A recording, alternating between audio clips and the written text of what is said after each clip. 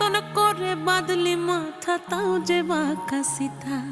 মেদিনীপুরে রায়না চিরন বাঁকুড়ার ওই ফিতা, আর যতন করে বাঁধলি মাথা তাও যে বাঁকা সিথা। পেছ পাড়িয়া রাজগো